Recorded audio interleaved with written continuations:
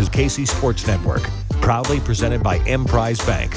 What's up, Chief Kingdom? Welcome back to this week's edition of 21 Questions. I'm hanging out with my guy, Sean Barber. Barbershop.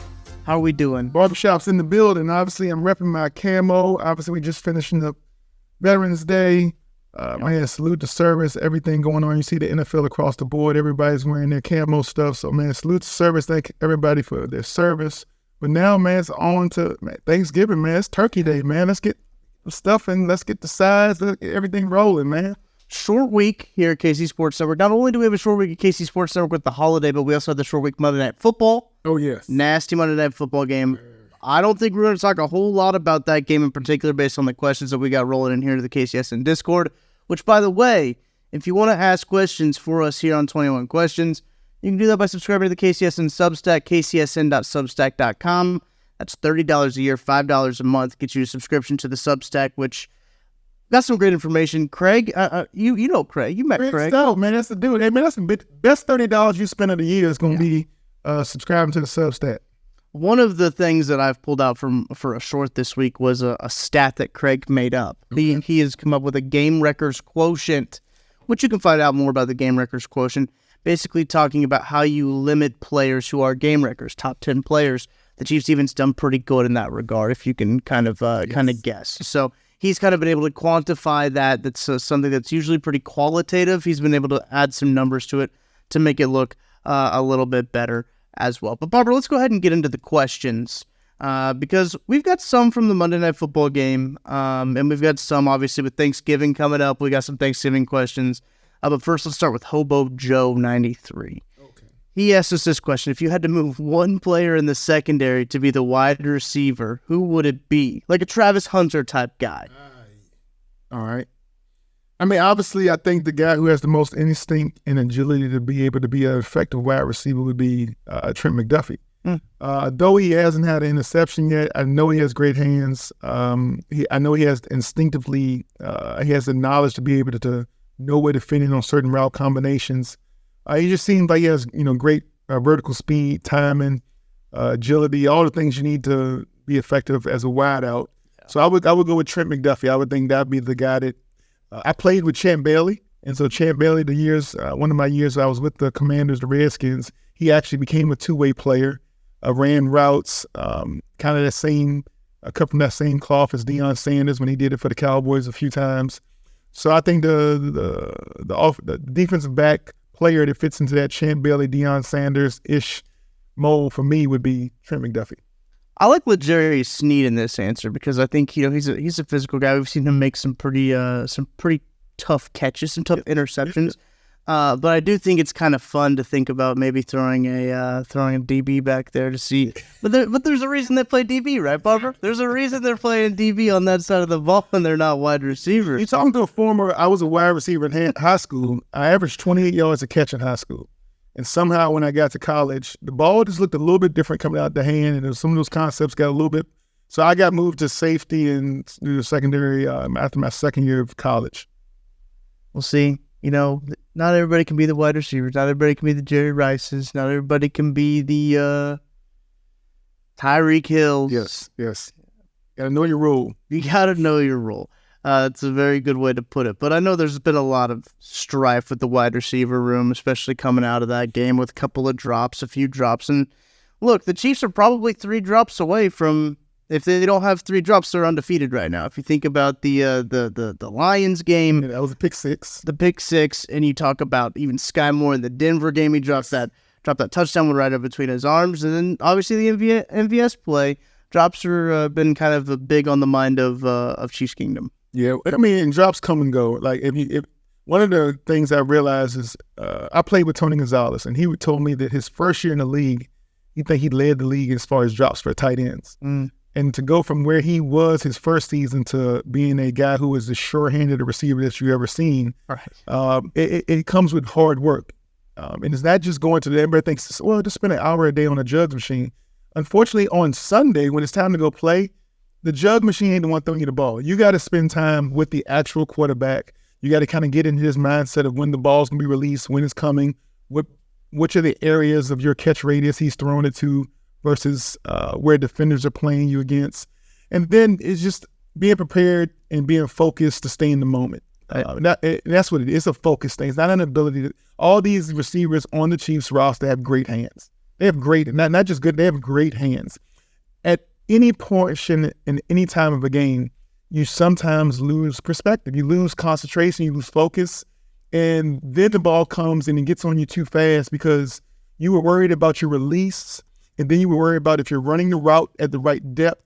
And instead of those things becoming second nature because you've been doing it 3-4 years, because this receiver group is so young, working in this offense, it's ever evolving. They're trying new stuff every week. You're not just doing the same thing each and every week. You're not doing the same thing you've been doing since training camp. And so because they keep putting new things in front of them, sometimes the lack is the focus. That's the one thing that you kind of give up when you try to keep evolving as an offense. And so whenever we want to slow it down and just get back to the fundamentals and just start, hey, you know what, let's get back to just catching the ball, moving the ball, scoring points.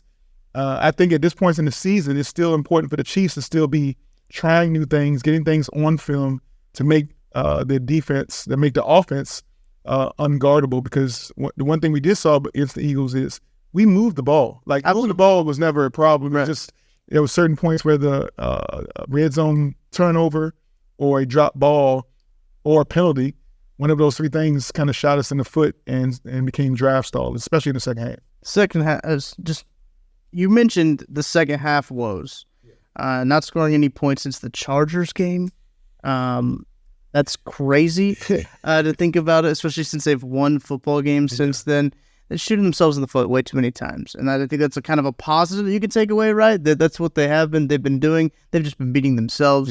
Yeah. Hopefully, I mean, Andy Reid's we'll get these guys right going into it. But we got a question here from Arrow. He says, what is your best draft fit for Chiefs at wide receiver? Oh, I mean, I'm glad that some people are already thinking about the next year's draft. Always. I mean, all right, I'm gonna think big. Listen, I'm a solution-based person, so I'm going Marvin Harrison Jr. because he is the best wide receiver in the draft. Do we have enough draft capital to get up there? That would be the question.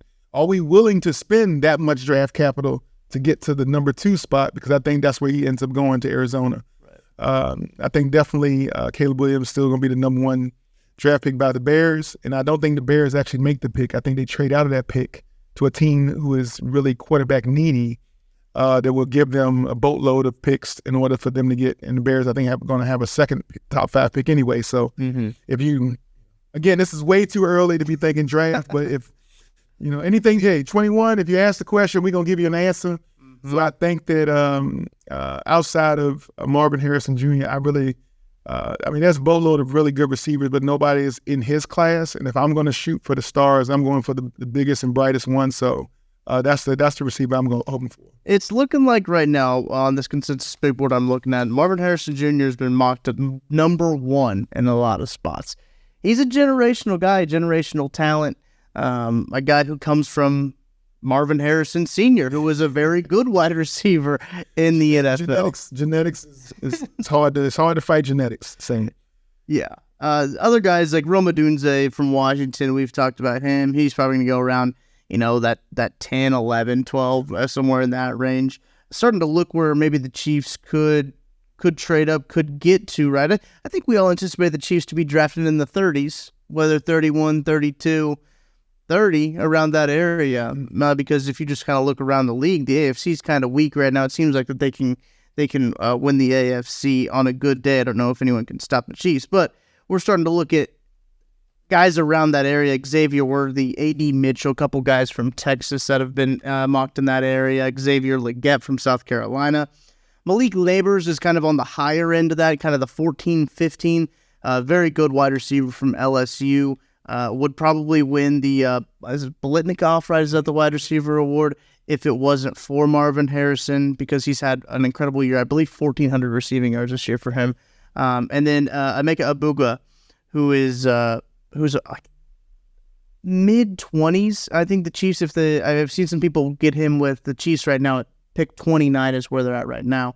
If the Chiefs were to finish in that spot, I've seen some people get him there. I don't think he gets that far down there. But those are just some names, obviously, to keep your eye on there. And Troy Franklin is a guy, too, that I'm a fan of, a big physical guy. He plays a little bit bigger than he actually is, but he's a little bit different of a type of receiver that the Chiefs have right now. I feel like they got a lot of the same type of receivers on this team.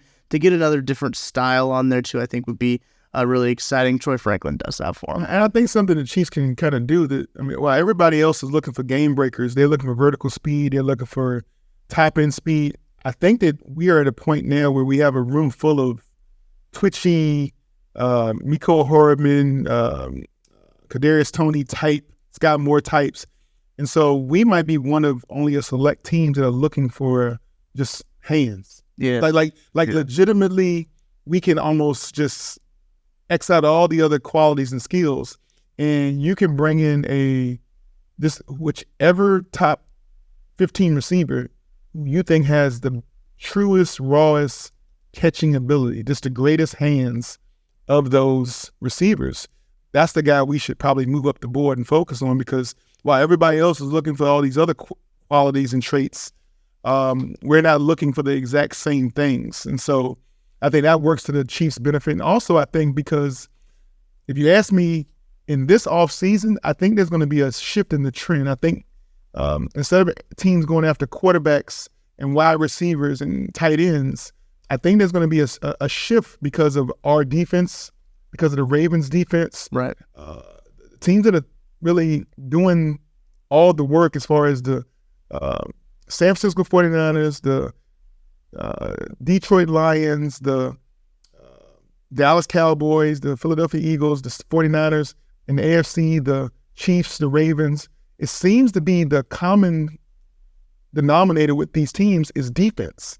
The defenses are the reason now these teams are becoming top-tier teams.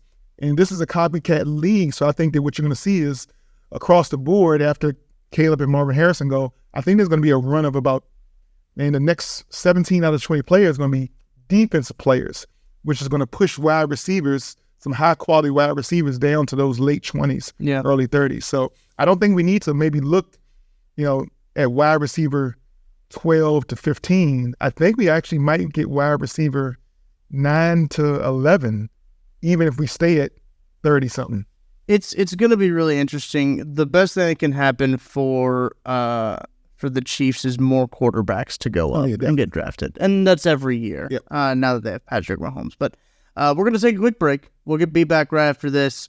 But first, before the break, I got to tell everybody about our Soul of KC raffle. Barber, you saw the prizes over there in the office. I kind of like it. There's some good prizes in there. We're talking Derek Johnson signed full-size helmet, Travis Kelce signed full-size helmet, Trip McDuffie signed mini helmet, a guy who has been on an incredible tear. All pro. He had a really good game on Monday, and it's going to get overshadowed by some of the things that the offense did, but that should have been a coming-out game for Trent McDuffie. We got a Patrick Mahomes signed mini helmet, Will Shields signed mini helmet. You can win Chiefs tickets, gift cards to Capitol Grill, 3rd Street Social, Kingdom Bar and Grill, Slotsky's. You get the Cookie Society monthly sampler for 12 months. I mean, some great stuff. Mission Taco Joint, KCSN swag pack, and a Worlds of Fun package. All of those prizes and much more. Best part, you help out the Operation Breakthrough. Travis Kelce goes and helps out with Operation Breakthrough. He's got his Ignition Lab out there, and we help him out with their holiday store that they get. So we go out and we go on the shopping spree. You can get 1 ticket for $20, 5 for $50, 15 for $100, or 25 tickets plus a special KCSN gift for $150. Go check that out. You can Venmo at KC Sports Network on Venmo. Go to givebutter.com/KCSN Soul. Winners will be drawn immediately following Only Weird Games on Monday, the 11th. You can purchase tickets through the 4th of December. Got to give us enough time to get the shopping done, get all the gifts donated to Operation Breakthrough as well. So make sure to go check that out. There'll be a link in the description. Go hit that up. We're going to take a break. We'll be right back after this. Thanks for listening to KC Sports Network. Make sure you download our new app. Find it on the App Store or Google Play. Just search KC Sports Network. We're back on 21 Questions, hanging out with Sean Barber, former NFL linebacker for Washington, Philadelphia, Kansas City, Texans. I always forget about the Texans. Last year, man, you know what? I almost forgot about it too, because I was ready to retire. After my 19th in the league, I twisted my ankle really bad in the playoffs, 06 for the Eagles. Yeah.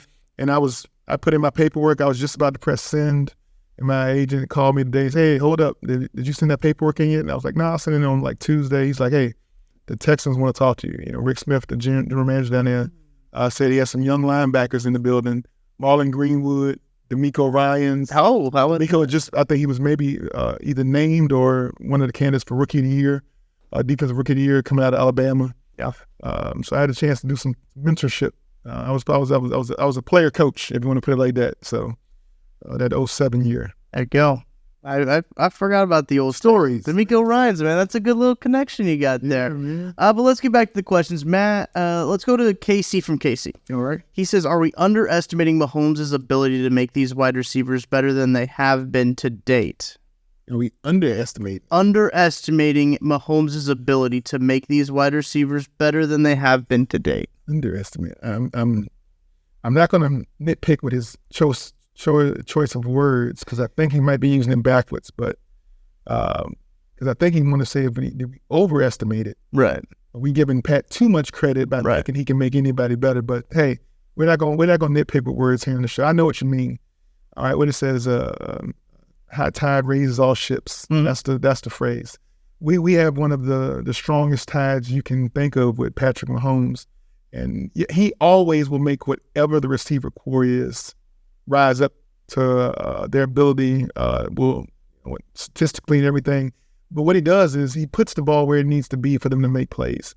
And that's the only thing he can do as a quarterback is read the defense, understand the offensive philosophy, the routes that are being run, and then his anticipation and his ability with his arm slots to deliver the ball to a certain area at a certain time in the play is elite. Yeah. And that's, you can only ask a gunslinger to keep shooting. Don't hesitate. Don't worry about if it gets caught or not. Just continue to fire it. Keep himself upright, clean. That's the thing I'm worried about is that if he hesitates too long, it allows defenders to get more hits on him and stuff like that. So you have to worry about an injury concern rather than him just releasing the ball when he feels comfortable as far as, reading it, understanding the defense, and then deliver the ball. There's never should be a thought in his mind who is catching the ball. Right. Whether this receiver has dropped it, didn't drop it. When that kind of idea starts to leak into his mindset, into his process, that's when it becomes dangerous because if he can't trust the guy catching the ball or trusting the release of a guy in his route, is he releasing inside, outside? Does he know where he's supposed to be? That's going to cause unneeded hesitation. Right. And that's going to lead to extra quarterback hits, and that leads to injury. So as long as he keeps on firing when he, hits that plant foot and ready to fire, and then the times he doesn't and he throws off schedule, he's one of the best in the league throwing off schedule throws. Just understand that his only limitation is that he can't catch the ball also. That's the only thing he's limited in. He can throw it all over the field in every area. He hits every zone you can think of. Yeah. But he is not able to actually catch it himself. That's the thing, too. He's been doing the hard part. He's been getting them the ball. The ball has been getting to these wide receivers. They just haven't really been catching it, and that's been the biggest part. It hasn't really been like Mahomes isn't getting the ball to these guys. I know some people have started to nitpick on like, well, this guy's open right here, not understanding necessarily the flow of the play or the progression or how some people run routes and their tendencies in running routes and to where Patrick can trust them, right? If Patrick can trust them to turn to the right spot, if he throws that ball and they turn the wrong way, that's an interception. Like that's how it works in the NFL. So I think that he does, like as you mentioned, I think he does bring everybody up, but he can only do so much, right? Yeah. He can't actually throw the ball and catch the ball. Those guys got to keep up their end of the deal and all of it too. And I think we'll see that. I think we'll see it. I think their drop rate's like 9% or something like that. So it's high. They have the most drops in the NFL, but I don't think that's characteristic of what we've seen so far. Yeah, and it's not relative to the potential of the room. So if you have a bunch of guys that just have stone hands, and just balls just hitting them and dropping to the ground, that's one thing. Listen, there's one of the most sure-handed receivers in the league is Keenan Allen, and he had dropped. So the best of the best have drops. It's just that in crucial situations, in second halves where we're, competitively in a game, and we look at the yardage for this Monday night. 99.9% of the time we win that game based off of the dominance of how we possessed the ball, ran the ball, out-yardaged them. Third down conversions was off the chart. Yeah. Then you pair that up with the way our defense locked them down and created sacks and everything. The differentiator was turnovers in the red zone. Mm-hmm. Give back potential points. They take the ball, and then penalties that made a 3rd and 2, a 3rd and 7. It took a 3rd and 7, made it a 3rd and 12. Those things you can't account for in any natural game. There's those things come up. Great teams, great players overcome them and still win anyway.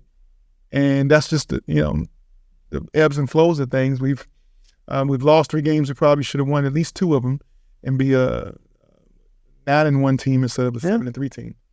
So it goes. Sometimes ball doesn't bounce your way, but this kind of goes off of it. Before we take another break, let's just get this one from Gooby35. Gooby, what do you think is the most to blame for the wide receiver performance or lack thereof? Is it a Veach problem, Reed, Nagy, wide receiver coach, wide receivers just being bad, or other? What do you contribute it to? Yeah, I think that Gooby, that was a lot of list of different factors that Gooby added in there. I don't think it's a lack of anything. I think it needs to be a concentrated, dedicated, purposeful rededication to focus.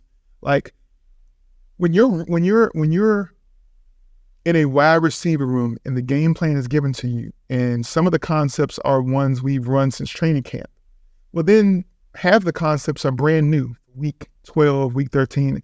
Each season, there's new concepts that are being added because that's the way the offense evolves. That's the way we keep it new and fresh. That's why it's almost impossible for defenses to come in any week and just have us locked down in the first half of a game, because we're always evolving our concepts, our passing schemes, our blocking schemes. We're always adding new wrinkles to it. Mm-hmm. Well, as a receiver, those new wrinkles are things you have to think about.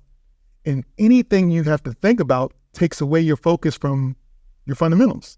So you're not running the same release, the same routes you have in training camp. Those have been done. We've done it from weeks 1 through 4, and now we've done a separate set weeks 4 through 8, and then weeks 9 through 12. So it's just an evolution of new routes, new concepts being added. And as you're thinking about your release, your routes, and then it's time to catch the ball, well, you only have so much mental capacity, so much attention to detail for so many things.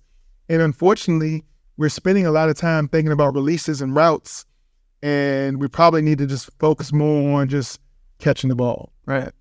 So when it comes to a time where everything is installed, everything is put in, and now we're fine-tuning and picking the things that actually are working, and those are things we take into the playoffs. Well, these are not going to be new concepts. These are things we're going to be reintroducing, and now you got guys who are like, oh, I'm used to that. So again, it is always this ebb and flow of catching and introduction and evolving that goes on when it comes to putting in anything. So I think that the later we get in the season, as we get beyond weeks 12 and 13, and we start to really like fine tune what this offense is going to be, you'll see the guys be able to really just hone their skills and really refocus and rededicate their attention to detail to just the fundamentals of catching the football. Yep, I think that's great. Love to see some more of that improvement. I mean, they've got their schedule remaining isn't necessarily a gauntlet, right? I mean, it's not as hard as we thought it was going to be at the beginning of the season. It tends to happen usually with a lot of this in the NFL. So I think they've got some time to get right before the playoffs, and they're really in a good spot to make a push, make a run, to still be that number 1 seed. Think about that. I mean, they've had all these issues, yes, and they're still a half game back of the number 1 seed in the AFC. I mean, it's we have 1 AFC loss. The Ravens have 3 AFC losses. So if we get to a tie with them, we got the tiebreak against them. If we get into a tiebreak against the Jacksonville Jaguars, we got head to head against them. So I mean, I don't. If anybody watches Talladega Nights, I mean Ricky Bobby, I mean that second place car when you use the whiplash, I mean you got to use the momentum for that first car. I mean, this is exactly where you want to be at. You want to be right in the middle of things, and we know exactly who we got. The target in front of us is the Ravens. The second they slip up and lose a game, we can slide back into that number 1 seed. I think we're in a perfect striking distance for accomplishing all the goals we wanted to accomplish for the regular season while still protecting enough of our plays and our concepts and not having to show everything to everyone during the regular season to make sure we still have enough gas in the tank to, push the pedal to the metal and hit that NOS for the playoffs. Absolutely. We got a couple Thanksgiving questions coming up here. Okay. All kinds of stuff from the food to what you like to do on Thanksgiving. And Barbara, there's so much to be thankful for. Family, friends, food, and NFL football all week long. DraftKings Sportsbook is keeping your Thanksgiving week full of action. New customers can bet just $5 on the NFL action and score $150 instantly in bonus bets. No matter your appetite, there is something for you. Money lines, parlays, props, live bets, and so much more. You name it, they've got it. Chiefs right now 8.5-point favorites at DraftKings Sportsbook as they hit the road to take on the Las Vegas Raiders. So download the DraftKings Sportsbook app now. Use code KCSN. New customers can bet $5 on the NFL Thanksgiving action to score $150 instantly in bonus bets. Only on DraftKings Sportsbook, an official sports betting partner of the NFL. With code KCSN, the crown is yours. Gambling problem? Call 1-800-GAMBLER. In New York, call 877-8-HOPE-NY or text HOPE-NY 467-369. In West Virginia, visit 1-800-GAMBLER.net. Please play responsibly. In Connecticut, help is available for problem gambling. Call 888-789-7777 or visit ccpg.org. On behalf of Boot Hill Casino and Resort in Kansas, must be 21 or older in most eligible states, but age varies by jurisdiction. See DraftKings.com/sportsbook for details and state-specific responsible gaming resources. Eligibility and deposit restrictions apply. Bonus bets expire 168 hours after issuance. Terms at sportsbook.draftkings.com/football terms. All right, Barbara, are you ready? I'm ready for some Thanksgiving questions. This one here is from bhiggs_Prince Felix. At Thanksgiving, are you a put everything on your plate and it's basically all mixed together by default person, or keep it all separate? I don't care if it means more trips to the table. I might miss out on something person. So I'm not so obsessed that I mind if it touches. Yeah. But I do take a scoop and put it in the proper place, and I don't just create a mound of melee of meat and sides. And so you might not have noticed, but I'm an all sides guy. I don't do no turkey, no ham. I just go, wow. I want a scoop of corn pudding. I want a scoop of candy yams, a scoop of green beans, a scoop of stuffing, a scoop of sweet potato casserole, a scoop of mac and cheese. And so each one has there's a section on my plate. So about, 8 or 9 things that all have their own section. And then when I eat it, I actually eat it like one at a time. So I don't take a little bit of this and put it with that. No, I eat just one thing, and then when I'm finished, I move to the next. So I probably do have some ADA, obsessive compulsive, all that kind of stuff working at me. And but I feed the body good. I'm in good shape. I stay with them. I don't know, man. This takes too much space. Yeah, it takes up way too much space. And the stomach, on the plate, all over the place. I'm not even sure if I'm gonna like the meat really. Like the turkey might be a little bit dry, and the ham might be a little bit too sweet. Like the sides always bat 1,000. Like the sides are just always like bomb. I'm just every mouthful of mac and cheese is just like I'm melting in my moment, and I'm just going back to like 12 years old. Sweet potato casserole. Oh my goodness, can't remember. It's like mom's recipe. I just don't feel the same way about the main courses, so I stick to the sides. I'm the same. I don't like everything to touch, but like I know it's going to, right? It's one of those things. So it's like if I'm gonna get a big old helping of mac and cheese, it's gonna have to hit something else because I'm gonna load the plate up. That's the deal is. I'm gonna load it up. I get the meat. I eat the meat. I like the cranberry. I like to put the cranberry sauce on top of the turkey. I've never in my life understood cranberry sauce. No, it just doesn't. And again, because I eat everything in like master. When you get cranberry sauce, you need a little piece of it with your turkey, a little piece with the stuff, right? For sure. Yeah. And so since I eat things like all at once, you don't do that. You don't. I don't use anything to like mess with its flavor or something else. So the cranberry, a slice of cranberry sauce or whatever you want to call it.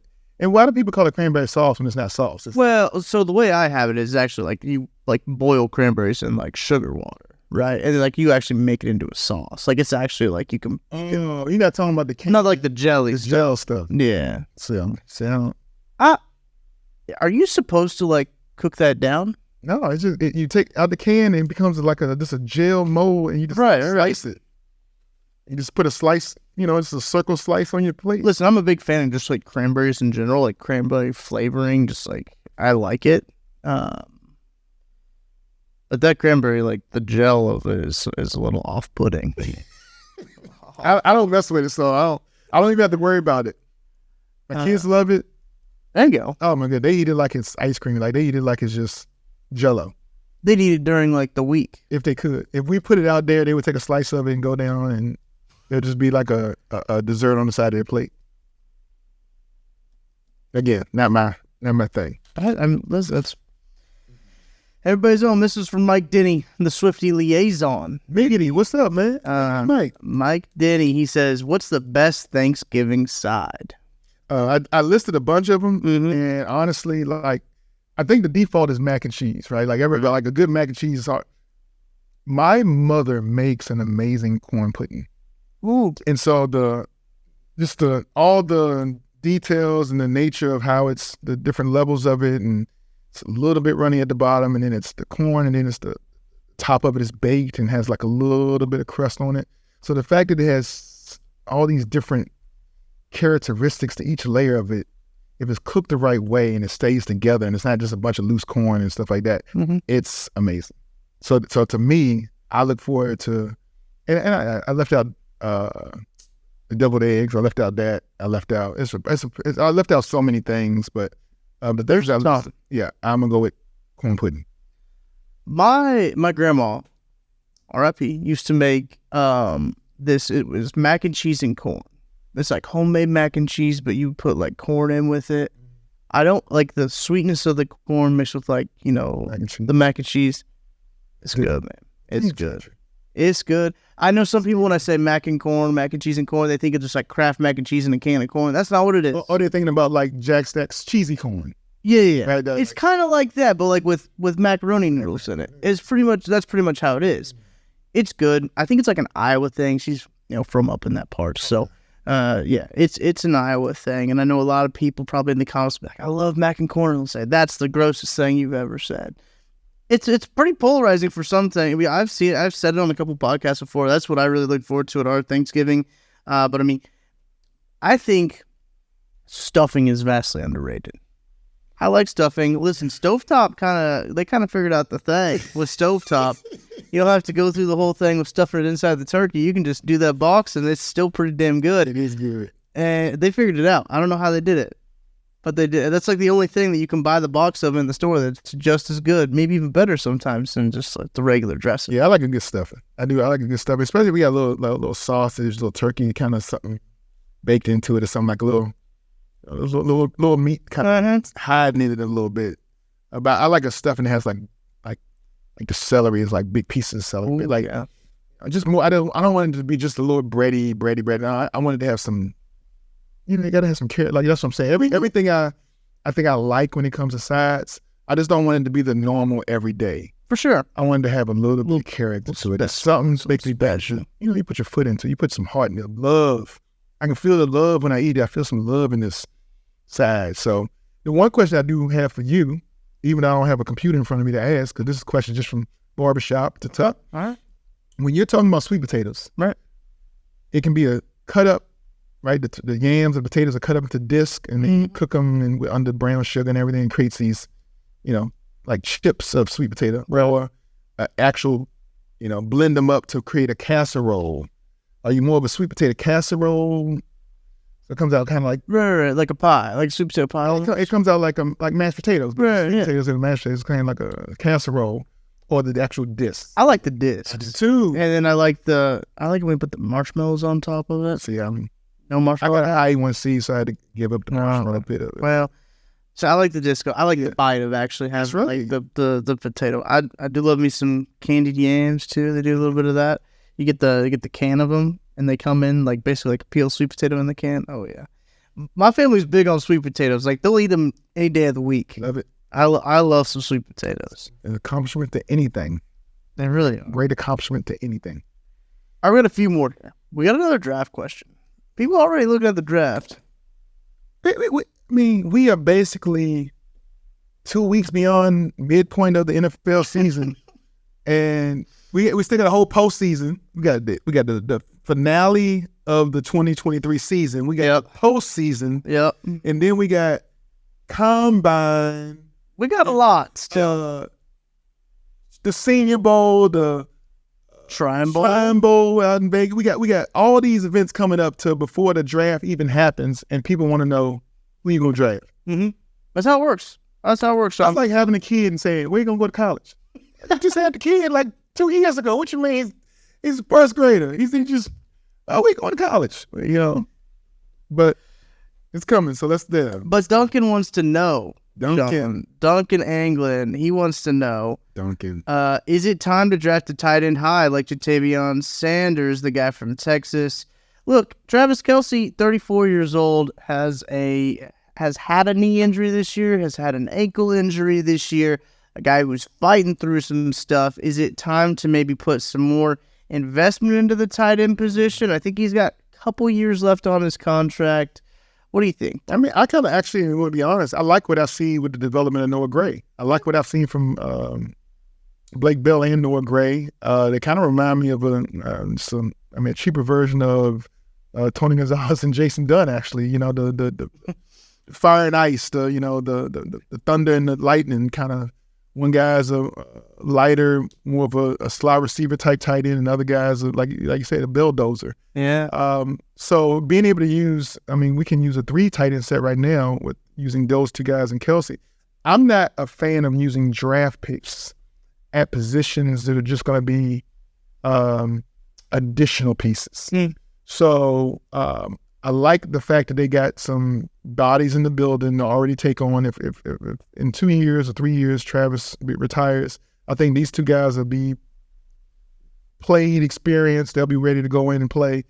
But I would rather, if we do find an opportunity to maybe acquire a high-end tight end, we do like the Vikings did with the Lions, where they got Hockenson. Right. So finding a team that maybe, whether it's Cole Kmet or McBride at Arizona. Maybe Kyle Pitts. A team that has already took a tight end high, but it's just not working out in their offense because maybe their offense is just not open enough to take advantage of it. The Kyle Pitts might be the perfect scenario. In a few years, I think the Falcons going to realize he's going to want a lot more money than they're willing to spend at that position, and he didn't turn out to be the red zone threat and the chain mover that they drafted him to be when the Falcons got him. So, yeah, I think you definitely should answer the phone if it comes from a Atlanta area code when it comes to the draft, because that might be a perfect position, one of those draft day trade and sign type acquisitions. I like that a lot. I would like that a lot better than actually drafting a guy out of college, because the schemes in college and what these guys are coached in college and how they, the competition that they're facing as far as the safeties and you're never going to see that again. Yeah, a guy can be a 10-catch, 100-yard, touchdown machine in college and get to the league and just be a bust because you're not going against those B-level, you're going against A's, alphas every single game day, and that's just the difference of the NFL versus college. It is. It is for sure. I'm not sure. Ja'Tavion Sanders is a fun guy. I like Ja'Tavion Sanders. I just think it might be too early. It might be a year or two too early to go up and spend a high draft capital on a tight end like that. There's going to be good tight ends coming up. There's already good young tight ends right now. But I do like Ja'Tavion Sanders. He'll be good wherever he goes. I just don't know if that's what the Chiefs are in the market for. And we got a couple more here. This one's from K. Gumminger. He wants to know, when you played barbershop, all right, was signing jerseys, swapping jerseys, was that a thing? Were you doing that a lot back in the day? So I don't know when it became a thing. No, it wasn't. Like half our team didn't even speak to the other team after the game. Really? So it was like after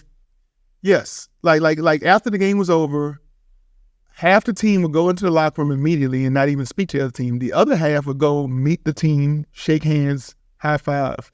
And then maybe 20% of the team, so maybe 10 to 15 guys would kneel together, pray together. Right. Hey, everybody had a healthy game, and the guys that are injured, let's pray for them to be recovery, no serious injuries. And then you would say, hey, if you're the away team, home team, hey, travel well back home and kind of thing. So we would, FCA group or something like that would meet up at midfield.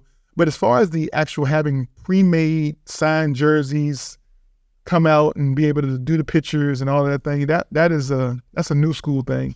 And actually, if I had a chance, what I would write on it would probably not be the most nice thing to a guy who wanted to switch jersey, because I'm not in a mode to be able to be respectful that close to game time. I was so appreciative that the NFL put a rule. I think it's like a 90-minute rule where the media isn't able to ask you questions until 90 minutes after, and maybe it's not 90 minutes no more, but I thought it was like once the final whistle, the final play, they started the clock.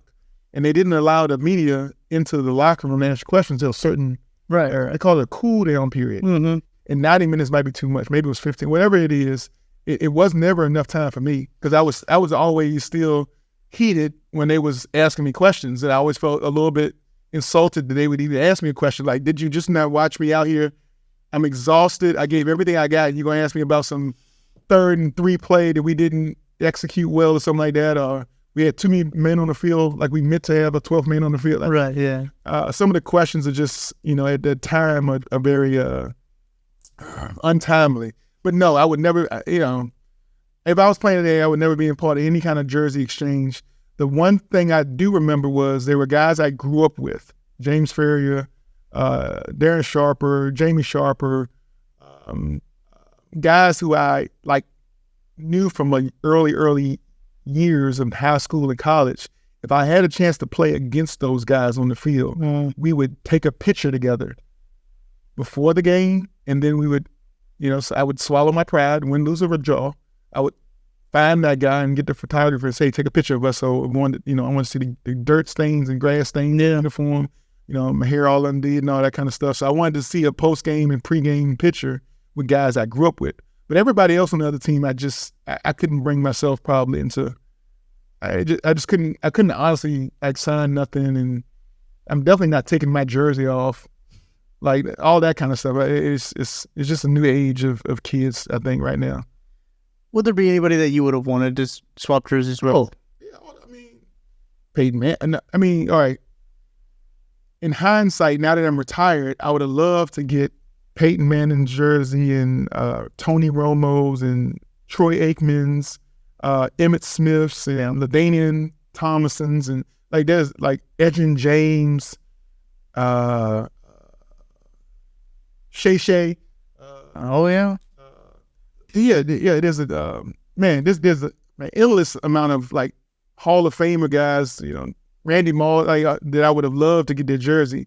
But in honesty, I don't think when I was playing, I could have even wrapped my mind around the amount of humble pie I would have need to. Yeah. My pride was just I couldn't be the guy I needed to be to play the game and then turn around and then ask for jersey. That makes sense. I ain't built that way. Have you ever been given any memorabilia? This is another same question from you. What's the coolest thing of memorabilia you've gotten from another player? What is the coolest item? I got a lot of game use. I got a helmet from D'Amico Ryan when we played together at the Texans. I got a helmet from Champ Bailey, from Darryl Green. I got a helmet from Brian Dawkins. An actual helmet from a season of their life, because we only play so many seasons. And so what I did was each year I kept my helmet.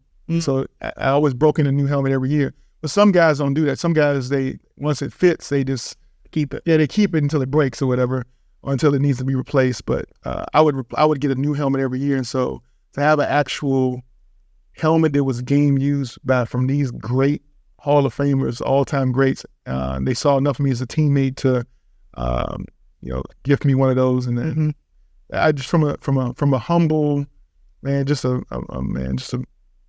friend or whatever. Whatever it was, I just, at the end of a season, there were certain guys I went up to and said, hey man, if possible, I would love one of your actual helmets just from a respect standpoint. That's the way. And those are probably the guys that I felt, I mimicked. I tried to match their passion for the game, their the way they went about playing the game, and they all Hall of Famers. It was something about their game, their preparation that made me like kind of wanted to emulate them and be like them. So receiving those guys' helmets is an amazing tribute to what I think of them and maybe what they think of me. Yeah, that's really cool. I got asked to follow up who in the podcast world I would swap jerseys with. I think the easy answer is Travis Kelce, right? But that's the now answer. That's the yes right now because he has the #1 podcast in the Yeah. New heights, but Jason Kelce, Travis Kelce, I'd swap jerseys with them. The podcast and shirts with them. I'd go do that.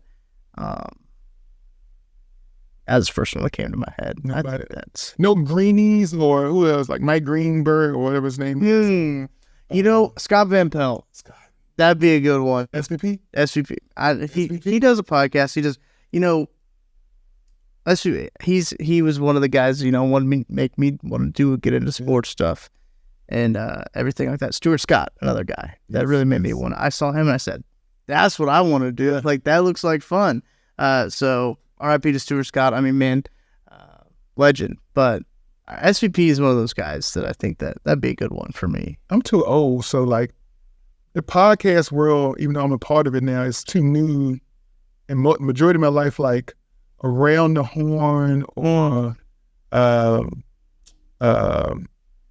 who's Wilbon? Michael Wilbon. Yeah, Michael Wilbon. What show has he got?